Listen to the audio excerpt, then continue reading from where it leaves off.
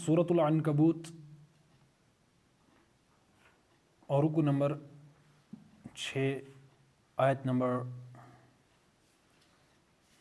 62۔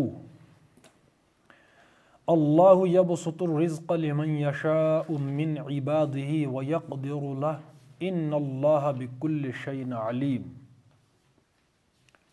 صدق اللہ العظیم۔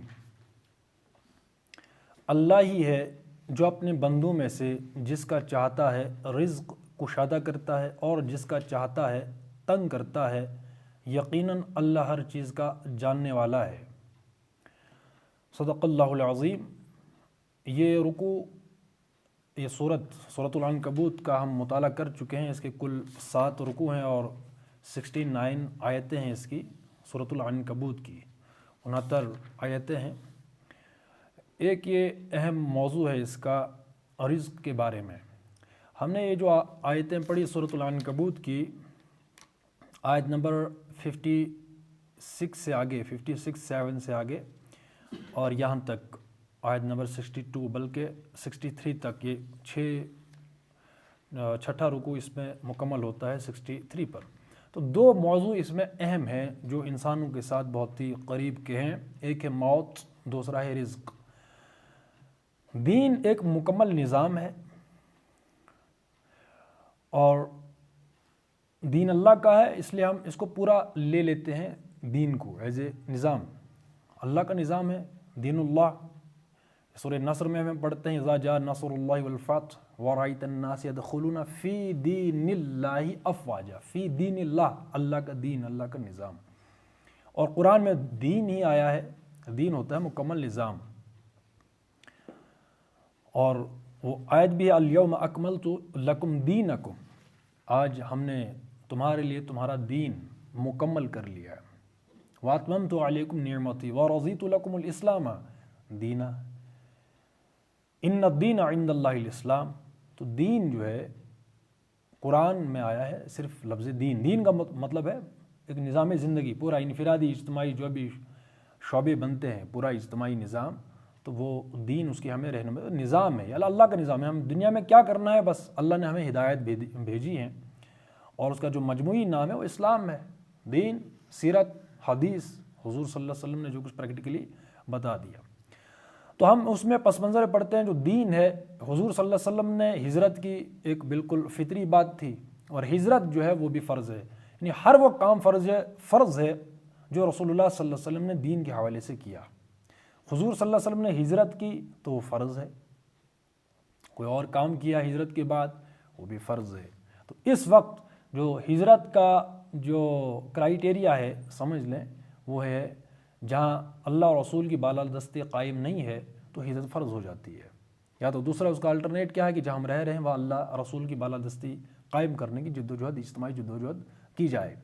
اس کے لیے جو ہے فرض ہے جماعت کی شکل میں رہنا، جماعت، اجتماعیت، یہ بھی قرآن سے فرض ہے، قرآن سے ثابت ہے تو فرض ہے۔ قرآن میں جو بھی چیز آ گئی فرض ہے، فرض کے درجے میں۔ پھر حضور صلی اللہ علیہ وسلم کی عملی زندگی میں ہمیں ملتا ہے دین، جو جماعت ہے وہ بھی لازمی ہے، لازمی مطلب وہ بھی فرض ہے جو حضور صلی اللہ علیہ وسلم نے کیا، ٹھیک ہے نا۔ قرآن سے یا ایھا الذین آمنوا اتقوا اللہ حق تقاتہ ولا تموتن الا وانتم مسلمون واعتصموا بحبل اللہ جميعا ولا تفرقوا، تو فرض ہو گیا۔ اللہ کی رسی کو مل جل کر مضبوطی سے تھامو، متفرق نہ رہو۔ کیا ہوگا مطلب؟ اللہ کی رسی کو مل جل کر تھامنے کا مطلب کیا ہے؟ یعنی قرآن کی بنیادوں پر جمع ہو جاؤ، ایک جماعت بناؤ، یہ تو مطلب ہے اس کا۔ وَاعْتَصِمُوا بِحَبْلِ اللَّهِ جَمِيعًا وَلَا تَفَرَّقُوا، فرض ہو گیا۔ اس کے بعد یہ جماعت کام کیا کرے گی؟ اول و آخر وہ لوگوں کو قرآن کی طرف دعوت دے گی، اور اس کے نتیجے میں ایک نظام تو ظاہر سی بات ہے قائم ہوگا کبھی۔ یا اس کا کام کیا ہے، اس جماعت کا کرے گا کیا کرے گی وہ جماعت؟ یدعون الی الخیر، لوگوں کو قرآن کی طرف بلائے گی، خیر کی طرف، اور یامرون بالمعروف وینہون عن المنکر، یہ معروف کا حکم دے گی اور بدی سے روکے گی۔ 2 ٹکڑوں میں اللہ نے بتا دی ہے پوری فلسفی۔ تو جماعت بھی فرض ہے، اور وہ جو جماعت کام کرے گی ظاہر سی بات ہے، جب ہم ایک نظام چلتا ہے دنیا میں، جو بھی مستعمل نظام ہوگا اس کے ساتھ وابستہ ہوتی ہیں لوگوں کے جو مفادات ہوتے ہیں، ظاہر سی بات ہے۔ اس میں ایک وقت آتا ہے کہ ہجرت کرنا، اس جگہ کو چھوڑنا پڑتا بھی ہے، تو وہ ایک عملی پروسیس ہے۔ تو اس کام کے لیے تھوڑا جان جوکھوں کا کام ہے، مشکل ہے۔ تو دو چیزیں اس میں لگی رہتی ہیں، ایک ہے موت کا ڈر، دوسرا ہے فقر و فاقہ، اس کا اندیشہ۔ جب اللہ نے یہاں پر کہہ دیا اے میرے بندو جو ایمان لائے ہو، میری زمین وسیع ہے، کیا مطلب؟ ہجرت کرو، زمین وسیع ہے، کہ اگر تم جس جگہ رہ رہے ہو وہاں تم اللہ کی بندگی مجموعی طور پر نہیں کر سکتے، اللہ کی بندگی کرنی ہے نا، تو پھر کیا ہے، اس جگہ کو چھوڑو، زمین وسیع ہے، وہاں ہجرت کر جاؤ، پس تم میری ہی بندگی بجا لاؤ۔ لیکن لازمی ہے، لازماً آپ کو، یعنی اے میرے بندو تم نے میری ہی بندگی کرنی ہے، بندگی انفرادی نہیں جو ہم نفلیں پڑھتے ہیں، نماز پڑھتے ہیں، پر نمازوں کی اجازت تو ہے نا، حج کرنے کی اجازت تو ہے نا، قربانی کی اجازت تو ہے، یہ والا نہیں، تو پھر اس پر بھی نماز و روزہ و قربانی و حج یہ سب باقی ہے، تو باقی نہیں ہے۔ پورا ایک نظام ہے، ایک مشین ہے، مشین سے 4 پرزے نکال لو تو مشین بیکار ہے نا، مشین بھی بیکار ہے اور وہ 4 پرزے بھی بیکار ہے۔ یہ مجموعہ ہے پورا، یا ایھا الذین آمنوا ادخلوا، یا ایھا الذین آمنوا ادخلوا فی السلم کافہ، اسلام کے اندر پورے کے پورے داخل ہو جاؤ، اے مومن ہو، اے ایمان لانے والو، اور شیطان کی پیروی نہ کرو، یہ مجموعہ ہے۔ تو یہ چیز، تو پس تم میری ہی بندگی بجا لاؤ، تو بندگی مجموعی طور پر ہے، کس کی؟ اللہ کی۔ اس لیے اللہ نے کہا کہ اگر تم وہاں اللہ کی بندگی مجموعی اعتبار، مجموعی طور پر اللہ کی بندگی نہیں کر سکتے تو میری زمین وسیع ہے، وہاں پھیل جاؤ، ہجرت کر جاؤ، لیکن اس میں کیا ڈر ہے؟ موت کا ڈر ہے۔ اللہ نے کہا کل نفس ذائقۃ الموت ثم الینا ترجعون، آیت نمبر 57 ہے یہ عنکبوت کی، کہ ہر متنفس کو موت کا مزہ چکھنا ہے، پھر تم سب ہماری طرف ہی پلٹا کر لائے جاؤ گے۔ اب یہ اس کا جواب ہے۔ اب وہی ہم نے بار بار کہا کہ اسلامی ہمارے جو عقائد ہیں، جو بیسک، وہ 3 ہیں، اللہ اور رسول اور آخرت، توحید، رسالت اور آخرت، اور جو سب کچھ ہم کس لیے کر رہے ہیں؟ آخرت کے لیے، ٹھیک ہے نا؟ تو مرنا تو ہے نا، اور موت جو ہے اللہ کے اختیار میں ہے، وہ جب اس نے لکھی ہوگی تبھی آئے گی، نہ آگے آئے گی نہ پیچھے، ٹھیک ہے؟ تو اس میں پہلا جو ڈر ہے وہ کیا ہے؟ وہ موت کا ہے۔ اللہ نے کیا کہا کہ ہر نفس کو، ہر متنفس کو موت کا مزہ تو چکھنا ہی ہے۔ کوئی آگے کوئی جوانی میں چلا گیا، کوئی بچپن میں، کوئی ادھیڑ عمر میں، کوئی اس سے تھوڑی زیادہ، تو جانا تو بہرحال۔ پھر وضاحت کر کے بتاتا ہے اللہ تبارک و تعالیٰ، پھر تم سب ہماری طرف ہی پلٹا کر لائے جاؤ گے، چاہے دنیا میں جو کسی کی بندگی کرے، جو ظلم کرے، جو مظلوم ہو، جو کوئی بھی ہو دنیا میں، بہرحال پلٹنا کس کی طرف ہے؟ اللہ کی طرف۔ کل نفس ذائقۃ الموت، جب مرنا ہی ہے تو بندگی اللہ کے بجائے کسی اور کی کیوں؟ سوال ہی پیدا نہیں ہوتا۔ اب ایک یہ چیز ہے، اب یہ ایمان ہے، جب اللہ کے اختیار میں موت ہے، بات ختم۔ پھر ہجرت کرنا پڑے، کس لیے ہجرت بھی کیوں؟ اللہ کی بندگی کے لیے، کسی اور چیز کے لیے نہیں، صرف اللہ کی بندگی۔ یعنی ہم اللہ تبارک و تعالیٰ کا جو نظام ہے، دین اللہ، اللہ کا دین، اگر بالفعل مجموعی طور پر ہم اس کی بندگی نہیں کر سکتے تو پھر وہ ہجرت اس لیے ہے تاکہ ہم کہیں ایسی جگہ جا کر جائیں، ہجرت کریں جہاں ہم اللہ کی بندگی کریں مجموعی طور۔ نظام جو ہے، حاکمیت، وہ کس کی ہو؟ ان الحکم الا للہ، سروری زیبا فقط اس ذات بے حمدہ کو ہے، حکمراں ایک وہی، باقی بتانے آزری، یہ چیز۔ دوسرا اس میں لگا رہتا ہے جو زمینی سطح کا ہے، وہ ہے فقر و فاقہ کا اندیشہ، کھائیں گے کیا، بھوک ہے، پیاس ہے، فقر و فاقہ ہے، وہ چیز ہے۔ اس کا جواب اللہ نے، اب اس میں بہت سی مثالیں بھی ہیں، لیکن خاص طور پر جو ہے 2 ٹوک اللہ نے کہا 62 اسی سورۃ العنکبوت جب آگے چلتی ہے، آیت نمبر 62، اللہ یبسط الرزق لمن یشاء من عبادہ ویقدر اللہ ان اللہ بکل شیء علیم، اللہ ہی ہے جو اپنے بندوں میں سے جس کا چاہتا ہے رزق کشادہ کرتا ہے اور جس کا چاہتا ہے تنگ کرتا ہے، یقیناً اللہ ہر چیز کا جاننے والا ہے۔ اب یہ ہے وہ معاملہ، یہ بھی اب جب یہ اللہ کے اختیار میں ہے تو اس کی بھی کائے کی ٹینشن ہم نے لینی، یعنی جس کا اختیار اور جس کی گارنٹی اللہ کے ہاتھ ہے، اللہ نے خود لے رکھی ہے نا، کہ رزق کا دینا کس کا کام ہے؟ اللہ کا۔ جس کا چاہتا ہے کشادہ کرتا ہے، جس کا چاہتا ہے تنگ کرتا ہے۔ اب یہ جو اللہ کے اختیار میں ہے تو ہم اپنے مقصد پر فوکس نہ کریں، بلکہ اسی رزق کی تحصیل اور حصول کے لیے ہم جو ہے فوکس کر کے اس کو مقصد کی جگہ پر بٹھا لیں، اور جو مقصد ہے اس کو ضرورت بھی نہ سمجھیں۔ یہ بات ہے۔ اب یہ توکل ہے نا، واللہ خیر الرازقین، قرآن کی یہ بھی آیت ہے سورہ جمعہ کی، واللہ خیر الرازقین، اللہ بہترین رازق ہے، وہو علی کل شیء قدیر، یہ بھی ہم پڑھتے کہ نہیں، آیتیں ہیں کہ نہیں۔ تو دو چیزیں، ایک ہے موت کا ڈر اور ایک ہے فقر و فاقہ کا، اندیشہ ہے، خوف ہے، ڈر ہے۔ دونوں چیزیں کس کے اختیار میں ہیں؟ اللہ کے اختیار میں۔ اب دیکھیے اس کو یوں سمجھتے ہیں ہم، یہ جو رزق کا معاملہ ہے، ہر انسان کی ایک تقدیر ہے، ایک وہ تقدیر ہے نا، وہ اللہ کی تقدیر ہے۔ یہ جو موت ہے اور رزق ہے، ٹھیک ہے، اس کا ایک دائرہ ہے، ایک ہے ہمارا عمل اور اختیار، وہ تقدیر نہیں ہے کہ ہم نے کون سا کام کرنا ہے، ایک اختیاری کام، ایک جو ہمارے اختیار میں نہیں ہے، موت ہے اور رزق ہے۔ رزق کے معاملے میں یہ ہے کہ ایک دائرہ ہے، یوں سمجھ لیں ایک دائرہ، ہر انسان کا اپنا ایک دائرہ ہے، اس نے اس دائرے کے اندر رہ کر بندگی بجا لانے کی کوشش کرنی ہے۔ میں اللہ کا بندہ ہوں، میرا ایک دائرہ ہے، اس دائرے کے اندر میں مکلف ہوں، پابند ہوں اللہ کی بندگی کرنے کا۔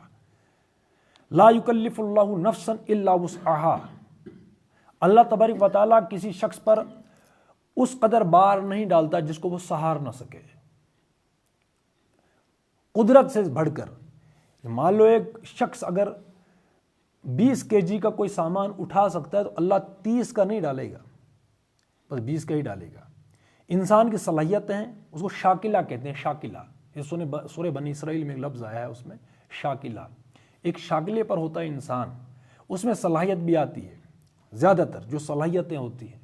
مان لو کسی کا ایک موروثی وہ عمل دخل ہوتا ہے اس میں، شاکلہ، جو لفظ شاکلہ ہے، اگر اس کی صلاحیت جتنی ہے وہ تو اس کا شاکلہ جو ہے وہ واضح کرے گا، ڈیفائن کرے گا کہ اس کا شاکلہ کیسا ہے، اس کی جو پورا بیک گراؤنڈ چلتا ہے اس کا نسلی طور پر، موروثی کچھ چیزیں ہوتی ہیں نا ساتھ، تو اس اعتبار سے بھی اللہ ہم پر زیادہ بوجھ نہیں ڈالے گا صلاحیت کے اعتبار سے۔ مان لو کسی کو سمجھنے کی وسعت بہت کم ہے تو اللہ تبارک و تعالیٰ اس کو اتنا ہی پوچھے گا، وہ تو ایک صلاحیت کی بات ہے۔ دوسرا ہے مال، یہ جو رزق ہے اس کا بھی اپنا ایک دائرہ ہے، اس دائرے کے اندر ہمیں اللہ تبارک و تعالیٰ آزمائے گا، کسی کا دائرہ بڑا ہے، کسی کا دائرہ کم ہے۔ آپ اس کو اور مثال سے ہم سمجھا سکتے ہیں، مان لو ہر انسان کی ایک رزق کو یوں سمجھے کہ پانی کی ٹینکی ہوتی ہے نا، مان لو ہر انسان کی مختلف ہے، الگ الگ ہے۔ میں دائرے کی بات کر رہا ہوں کہ اکثر و بیشتر اس وقت ہم انوالو ہوئے ہیں ان کاموں میں جس کی گارنٹی اللہ نے لے رکھی ہے، لیکن ہم نے اس کو اپنے اختیار میں لے رکھا ہے، تو کیا ہوا؟ نہ خدا ہی ملا نہ وصال صنم، اس کے مصداق ہم ہو جاتے ہیں۔ یعنی ہم ان جگہوں پر انوالو کرتے اپنے آپ کو جہاں پر ہم نے نہیں جانا چاہیے تھا، مقصد کو ہم فائق رکھتے، مقدم رکھتے، ضرورت کو ضرورت کی حد تک ہم رکھتے، بات چلتی جیسے صحابہ کرتے تھے۔ صحابہ کسی معاذ پر جاتے، مقصد کے لیے جاتے، ضرورتیں تھیں، ضرورتیں بھی پوری کر دیتے تھے، لیکن ضرورت کے لیے نہیں جاتے تھے، بلکہ مقصد پیش نظر ہوتا تھا، ضرورتیں بھی، ظاہر سی بات ہے، پانی پینا ہے تو کہیں پانی ملے پانی پی لیا، بھوک لگی ہے تو کہیں وہیں انتظام ہوگا تو جو ہے وہ کھانا بھی کھا لیا، کہیں تجارتی کوئی کام، کوئی مال ملا، تجارت بھی ساتھ ساتھ کرتے چلے گئے، لیکن تجارت کے لیے مطلب بحثیت مجموعی ان کا مقصد نہیں تھا۔ ہمارا یو ٹرن ہو گیا کہ ہم اب وہی ہے نا سمجھ، اللہ تبارک و تعالیٰ بار بار قرآن میں کہتے ہیں عقل سے کام کیوں نہیں لیتے، سمجھتے کیوں نہیں؟ صحابہ نے سمجھا تھا، ظاہر سی بات ہے حضور صلی اللہ علیہ وسلم کی وہ سائے میں توکل اللہ پر، اور مقصد کیا ہے ہمارا وہ واضح تھا، دنیا کی امامت، تو مقصد مقدم تھا، ضرورتیں کیا تھی؟ بس ضرورت کی حد تک۔ ہمارا یو ٹرن میں ہمارا مقصد ضرورت بھی نہیں ہے، وہ وہی ہے میں نے پرسوں جو کہا تھا، وہ OIC، یا ہم بڑے شدید لفظوں میں مذمت کرتے ہیں، بس یہ والا ہمارا وہ عقیدہ ہے، ضرورت بھی نہیں رہا ہمارا مقصد۔ یہ سمجھ آتی نا واقعی ایمان جس چیز کا نام ہے، تو پھر صحابہ کی طرح ہمارا مقصد رہتا آگے مقدم رہتا، ترجیح اول پر۔ ترجیحات ہے نا، ترجیح اول کیا ہے سب سے بڑھ کر، یعنی 24 گھنٹوں میں سے میکسیمم وقت میرا آپ کا کن کاموں میں لگ رہا ہے، بس وہ ہمارا مقصد ہے۔ ڈیسائیڈ کر لیجئے میرا آپ کا کہاں وقت لگ رہا ہے، وہ ہمارا مقصد ہے۔ علم ہے، جو ہم عمل کرتے ہیں وہ ہمارا علم ہے، بس یہ چیز ہے۔ تو ہر بندہ فتویٰ لے سکتا ہے کہ میں کن مال، صلاحیت اور وقت، ان 3 چیزوں کا میکسیمم حصہ کن کاموں میں لگ رہا ہے، بس وہ سمجھ لے وہ ہمارا وہ مقصد ہے۔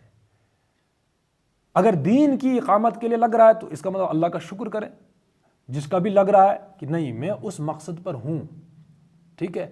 لیکن ہے مس انڈرسٹینڈنگ یا ایمان کی کمی تو واقعی ہے کہ ہم نے مقصد کو نہیں سمجھا۔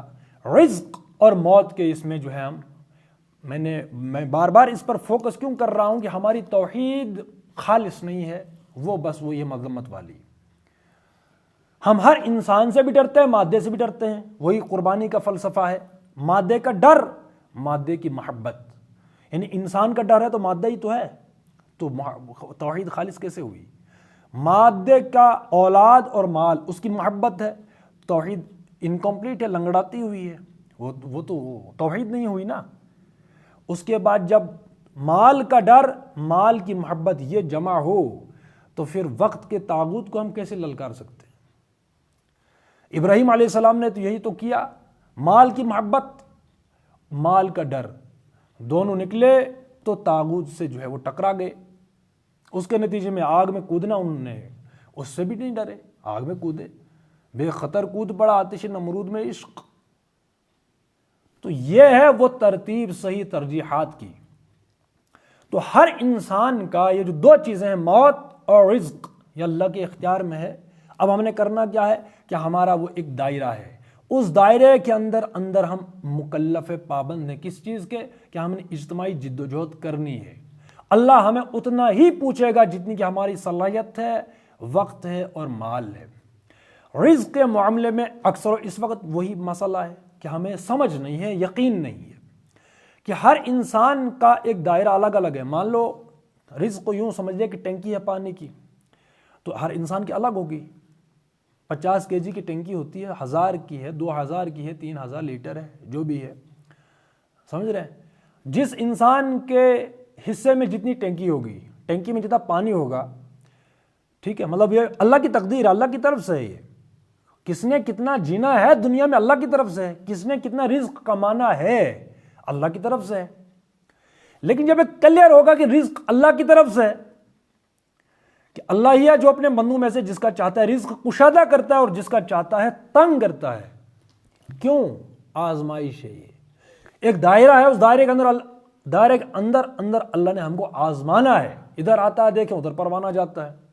اب ایک کلیئر ہونا چاہیے۔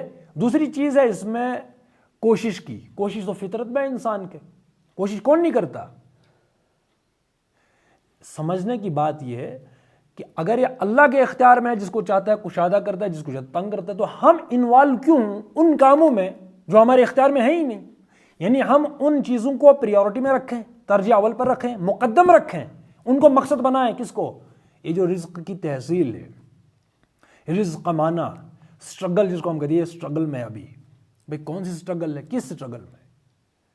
بھائی تو فطرت ہے، ایک سٹرگل ہوتی ہے، فطری ہے، محنت ہے، کوشش ہے، ہر بندہ کرتا ہے۔ مسئلہ ہے کہ ہم اس کو مقدم نہ رکھیں، مقصد نہ بنائے۔ بات سمجھانے کی یہ ہے، آیا ہم رزق کما رہے ہیں، یہ ہمارا مقصد ہے یا ضرورت ہے؟ اس میں نوکری ہے، بزنس ہے، 2 ہی چیزیں ہیں۔ کیا یہ ہمارا مقصد ہے یا ضرورت ہے؟ یہ سمجھنے کی ہے۔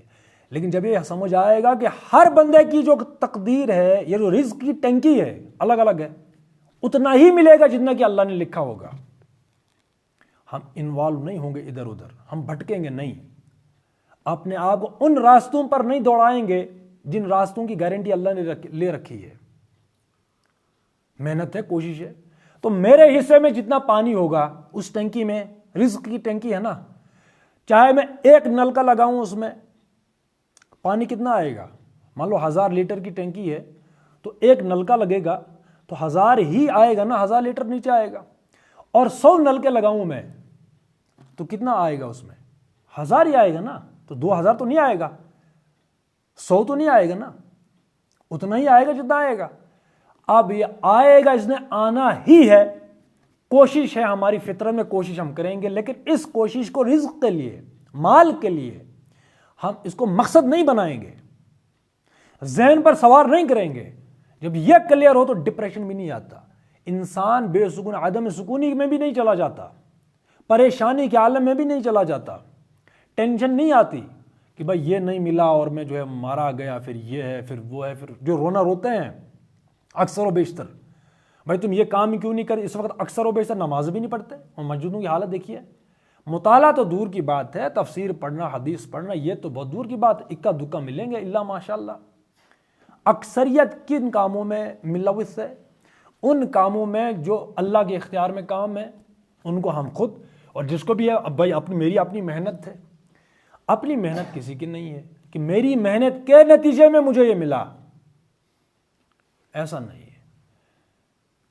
ہاں کوشش ہے، عملی کوشش، لیکن جتنا ملنا تھا وہ اس کی تقدیر میں تھا. کس کی تقدیر میں؟ انسان کی تقدیر میں. سمجھ رہے ہیں؟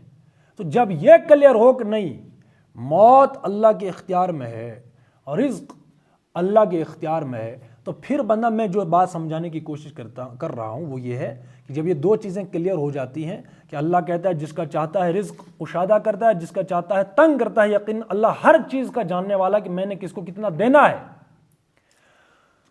پھر بات کلیئر ہوگی کہ ہمارا مقصد دنیا کی امامت ہے، ہمارا مقصد اللہ کی بندگی ہے، جو کہ اس آیت میں آیا، آیت نمبر 57 میں، بلکہ 56 اور 57 میں. اے میرے بندو جو ایمان لائے ہو، میری زمین وسیع ہے، پس تم میری ہی بندگی بجا لاؤ. یہ ہمارا مقصد. وہ جو دوسری وہ شاید 27ویں پارے میں ہے نا، وما خلقت الجن والانس الا لیعبدون.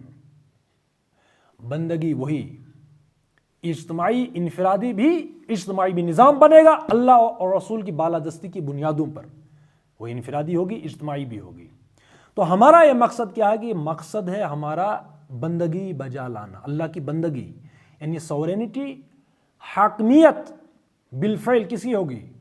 اللہ اور رسول کی صلی اللہ علیہ وسلم. رسول، اللہ اور رسول کی بالادستی، قرآن و سنت کی بالادستی، اس کے قیام کی بالفعل اجتماعی جد و جہد کرنا ایک جماعت کی شکل میں فرض ہے. یہ ہمارا مقصد ہوگا. اس کے لیے ہمارا مال، صلاحیت اور وقت، اس کا میکسیمم حصہ ان کاموں میں صرف ہوگا. پھر جب یہ کلیئر ہوگا کہ موت بھی اللہ کے اختیار میں ہے، رزق بھی اللہ کے اختیار میں ہے، اس کے بعد انسان یہ نہیں کہ اگر تو نے یہ کیا ہوتا تو یہ یوں ہوتا. ہوئی مدت کے غالب مر گیا پر یاد آتا ہے. وہ ہر ایک بات پہ کہنا کہ یوں ہوتا تو کیا ہوتا. اب یہ حدیث ہے کہ جو کچھ بھی کام ہوتا ہے دنیا میں وہ اللہ کے اذن سے ہوتا ہے. اس لیے جب انسان اگر اور مگر لگاتا ہے نا، یہ شیطان کے راستے کو کھولتا ہے. ہونا تو ہو گیا. اور یہ بھی ہے کہ اگر پوری دنیا مل کر آپ کو نقصان پہنچانا چاہے، اور اگر اللہ نہ چاہے تو آپ کو کوئی نقصان نہیں پہنچ سکتا انسان کو. اور اگر پوری دنیا جو ہے آپ کو فائدہ پہنچانے کے لیے جٹ جائے، اللہ نہ چاہے تو کوئی فائدہ نہیں پہنچ سکتا. قرآن کی آیت ہے، ما اصاب من مصیبت الا باذن اللہ. کوئی مصیبت نہیں آتی اللہ کے اذن کے بغیر. تو کلیئر ہے نا یہ، مطلب تکے میں چیزیں نہیں چلتی دنیا میں. ہاں اختیار کوئی ظلم کرتا ہے، جو کچھ بھی ہوتا ہے اختیار میں کچھ چیزیں ہوتی ہیں. میں نے کوئی ارادہ کیا بالفعل کچھ کام کرنے کا، اللہ نے مہر لگا دیا، ہاں بھائی ٹھیک ہے تم نے اختیار کر لو. اچھا کام کرے گا تو بھی اس کا اجر ملے گا، برا کام کر لے اسے سزا ملے گی، بس اختیار ہے. کوئی کسی کا قتل کرتا ہے، اختیار کیا ایک بندے نے کہ میں اس کو قتل کروں گا، اب اس نے اختیار میں لے لی بات، اللہ نے اس کو نافذ کر دیا. اب ایک جنت میں چلا جائے گا، ایک جہنم میں چلا جائے گا. اتنی سی بات ہے. مطلب اگر جو مقتول ہے، اگر اس نے اچھے اور بھی کام کیے ہوں گے، ایمان والا ہوگا، تو ظاہر سی بات ہے جنت تو ملے گی، جو قرآن کہتا ہے، جو کرائیٹیریا دیتا ہے. جو قاتل ہوگا تو اس نے خامخواہ کا ظلم جو اپنے نام لکھ دیا اپنی تقدیر میں. انڈیویجول کا کام قتل کرنا تو نہیں ہے نا. چاہے کوئی کتنا ہی جرم کر بیٹھے، ایک انڈیویجول کو سزا دینے کا کوئی حق نہیں ہے دنیا میں، لیکن اس نے اپنے اختیار میں لے لیا. تو یہ چیزیں جو کچھ اختیاری ہیں، سمجھ رہے ہیں بات. تو ہمارا جو کام ہے وہ یہ ہے کہ موت اور رزق اللہ کے اختیار میں ہے. اب یہ جو اس وقت جن چیزوں سے ہم خوف کھاتے ہیں یا جن چیزوں کے پیچھے اس وقت پوری اکثریت لگی ہوئی ہے، رزق کا حصول، نوکریاں ہیں، تجارت ہے، جو بھی چیزیں ہیں، میکزیمم حصہ انہی پر جا رہا ہے. کوئی نماز نہیں ہے. میجورٹی کہاں پڑتی 5 وقت نماز؟ کوئی مسجد میں حرام سروے کرتے ہیں نا. پورا ایک بہت بڑا گاؤں ہوگا، پورا علاقہ ہو، کتنے لوگ ہیں اس میں؟ 5 ہیں، 10 ہیں، اللہ خیر صلی اللہ، اتنے ہی تو ہوتے ہیں. اور کتنے ہوتے ہیں؟ پھر مطالعہ دیکھ، جو نمازیں بھی پڑھتے ہیں، مطالعہ سروے بھی کر لیں، ہم تھوڑا تحقیق کر لیں کہ کتنے لوگوں کے گھروں میں تفسیریں ہیں، مطالعہ کرتے کہ نہیں، احادیث کی کتنی کتابیں ہیں یا حدیث کے کتنا مطالعہ کرتے ہیں. میں نے پہلے بھی کہا تھا، کون سا ٹیوشن سینٹر کھلا آج تک جو ہے یہاں تفسیر پڑھنے کا، حدیث پڑھنے کا، فقہ پڑھنے کا، سیرت پڑھنے کا؟ یہ کلچر میں یا جو ہے وہ ٹرینڈنگ میں چیزیں ہیں؟ نہیں ہیں. کیوں؟ وہ جو اقبال نے کہا کہ بتوں سے تجھ کو امیدیں، خدا سے نو امیدی، بس نو امیدی ہے. تفسیر پڑھ کے کیا ملے گا؟ وہی بات ہے، رزق کا معاملہ ہی آنا پیٹ کا ہی ہے بھائی. وہ پی جی ہم نے کر لیا، نیٹ کرو، کچھ اور کرو، سائنس میں کرو، آرٹس میں کرو، سوشل سائنسز ہیں، جو بھی چل رہا ہے دنیا میں اس وقت، ٹیکنالوجی ہے، جو بھی ہے، پی ایچ ڈی کر لو، پی جی کر لو، اور بھی کورسز ہیں چل رہے ہیں. تو پوری زندگی ہم لگا رہے ہیں، پیسہ لگا رہے ہیں، وقت لگا رہے ہیں. کیوں؟ امید وابستہ ہے. خدا سے نا امیدی. تفسیر حدیث کا ہے کہ پڑھیں گے بھائی؟ کوئی فیوچر نہیں ہے. کیوں نہیں پڑھتے بھائی فرصت نہیں. کیا کر رہے ہو؟ فلاں ایگزام کی تیاری ہے. اور فلاں ایگزام کی تیاری کیوں کر رہے ہیں؟ رزق اس سے وابستہ ہے. میں یہ کوشش کروں گا تو ملے گا. مقصد میں نے بنا لیا ہے وہ والی ڈگری، وہ والی جاب، وہ والا ایگزام. پریورٹی میں وہ ہے نا. میں کہہ رہا ہوں مقصد وہ بن گیا تو گویا کہ ہم کیا ہیں پھر؟ ایمان کا ہے اللہ پر. یا زندگی کا مقصد یہ تھا کہ ہم نوکری کو مقصد بنائیں، اور جو اصل مقصد ہے ہماری زندگی کا وہ ضرورت بھی نہ رہے. یہ ہے مس انڈرسٹینڈنگ اور ایمان کی کمی. اکثر و بیشتر علم کی کمی ہوتی ہے، اور علم وہ والا وہ یقین کے درجے میں کہ واقعی اللہ نے فرما دیا موت اللہ کے اختیار میں ہے، رزق اللہ کے اختیار میں ہے، ہم نے وہ کرنا ہے جو کچھ کہ ہم جس کے لیے ہم آئے بندگی کے لیے. وہ والی بندگی نہیں کہ وہ جو ہے دنیا کسی کونے میں جا کر جو ہے وہ تسبیح جو ہے پھیرنا، وہ والی بندگی نہیں. نظام کو لے کر دنیا میں جو بھی شعبے بنتے ہیں، دنیا میں رہ کر جو دنیا کے لیے جو ہدایات ہیں، اللہ نے جو قرآن و سنت میں، قرآن میں اور احادیث میں جو ہدایات آئی جس کا مجموعی نام اسلام ہے، وہ ہمیں ہدایت اس شعبے کو کیسے چلانا، اس کو کیسے چلانا، اس کو کیسے چلانا، اس کو کیسے چلانا. وہی ہے کہ کوئی ٹیوشن سینٹر نہیں ملا آج تک. Economic system of Islam, political system ہے، سوشل سسٹم ہے، اور جو شعبے بنتے ہیں اس کی وہ ٹیوشن سینٹر نہیں ہے، کسی نے نہیں کھولا. تفسیر کے اس میں الگ الگ جو ہے وہ ہم نے کوئی پیپر تو نہیں بنائے اس کے کہ بھائی یہ لیجئے، یہ اس کے نوٹس ہیں، اسلام کیا کہتا ہے نظام، یہ جو معاشی نظام ہے، آئلی قوانین ہیں، فوجداری ہے، یا زکوٰۃ کا سسٹم کیا ہے، اس میں میراث کا کیا ہے، وراثت کا کیا ہے. یہ چیپٹر بنتے کہ نہیں بنتے، الگ الگ نوٹس بنتے کہ نہیں بنتے، الگ الگ تھیسس بنتی کہ نہیں بنتی. اس پر کوئی تحقیق نہیں ہے. ہاں زبانی جو ہے وہ ہے، لیکن دنیا کے ساتھ کیوں؟ وہی ہے بتوں سے تجھ کو امیدیں.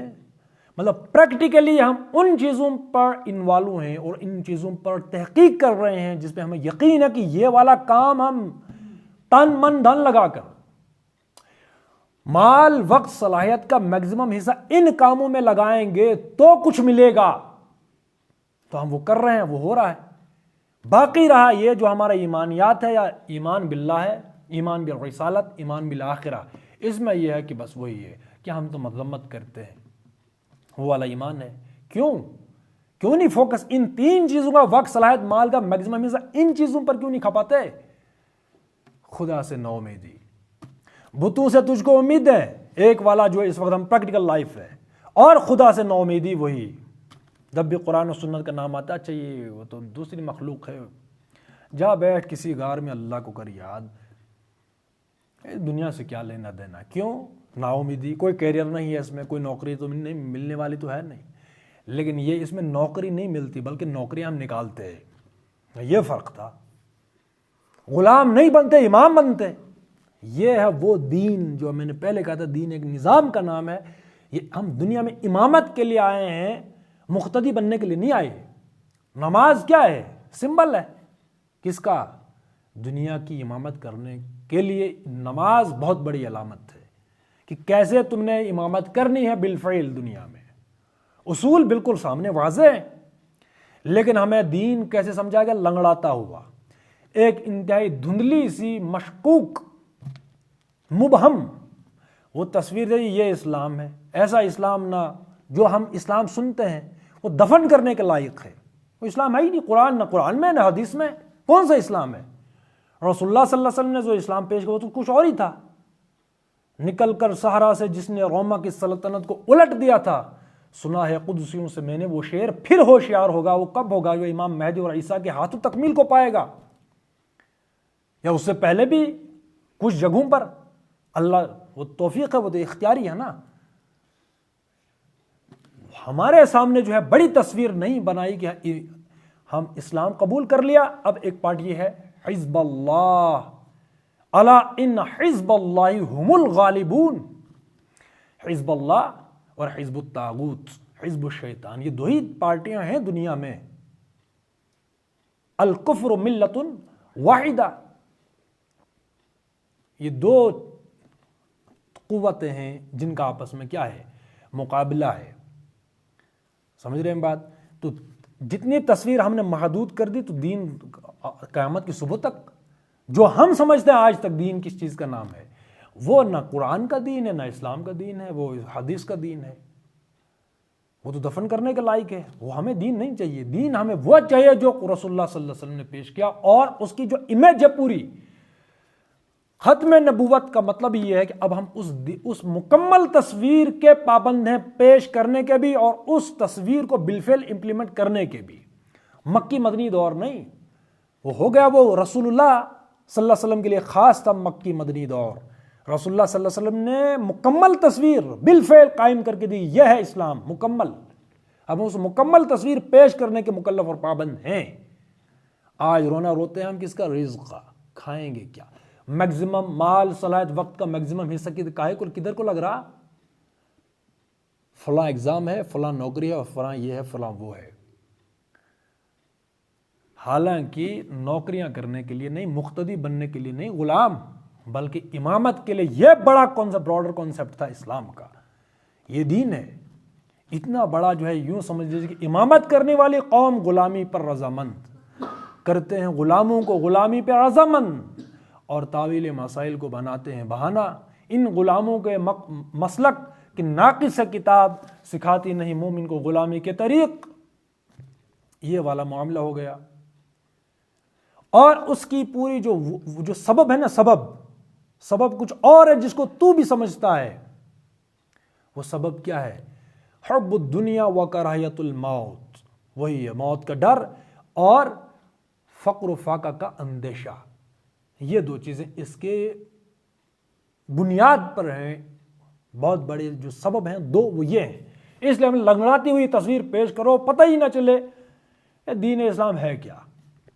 پھر اس کی مختلف جو ہے وہ شکلیں دنیا نے وہ خود گھڑ لی کہ یہ ہے، یہ تمہیں تو نہیں آیا اسلام کیا ہے، ہم بتاتے ہیں اسلام کیا ہے۔ پھر جو انہوں نے جیسی شکلیں چاہیے بنا دی، تم وضاحتیں پیش کرتے پھرو، ایسی تقریر کرو کہ پتہ بھی نہ چلے کہ بھائی کیا فرمانا چاہتے ہیں۔ یہ ایسی جزیات کے اندر وہ یہ تصوف کے مسائل لے آؤ، ہر عیسیٰ کے مسائل لے آؤ، سائے کے ہیں وہ وغیرہ وغیرہ، ایمان بالجہر اور جو چلتی ہیں آگے وہ چیزیں، اور پھر اس پر جو ہے دست و گریباں لیکن وہ بھی بات ہے سمجھنے والا سمجھ ہو اگر قوت فرعون کی درپردہ مرید تو قوم کے حق میں ہے لعنت وہ کلیم اللہ.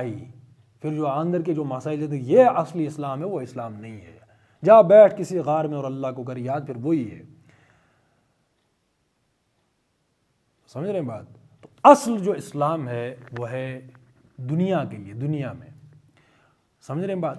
تو ہماری جو تربیت ہوئی ہے وہ یہ جو دو چیزیں اس کے بیک پر ہیں وہ کیا ہیں؟ ایک ہے وہی موت کا خوف، ڈر، اور رزق، فقر و فاقہ کا اندیشہ.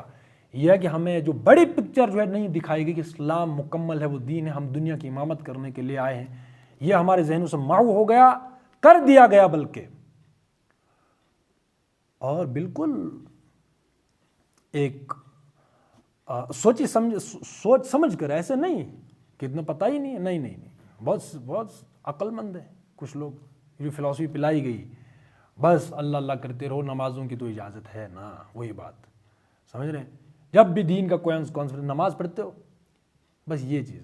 لیکن یہ نہیں کہ بھائی دنیا کی امامت کے لیے آئے ہو تم، پتہ ہے اب یہ ہو گیا دنیا کی امامت کیا اقامت دین یتیمی کی حالت میں ہے، زندہ کرنا ہے، کیا کرتے ہو؟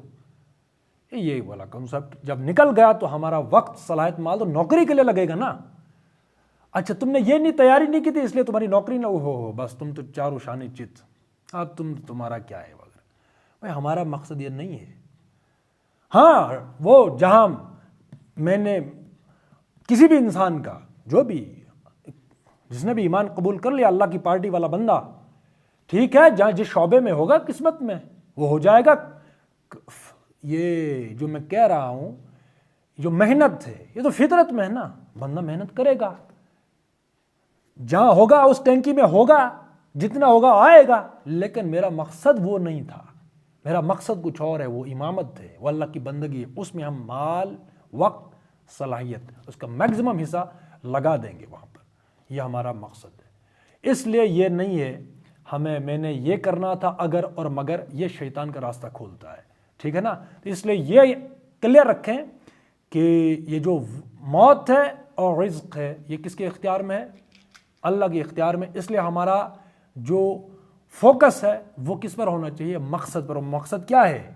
لیا جائے گا تجھ سے کام دنیا کی امامت کا. تو اللہ ہمیں سمجھنے کی توفیق دے.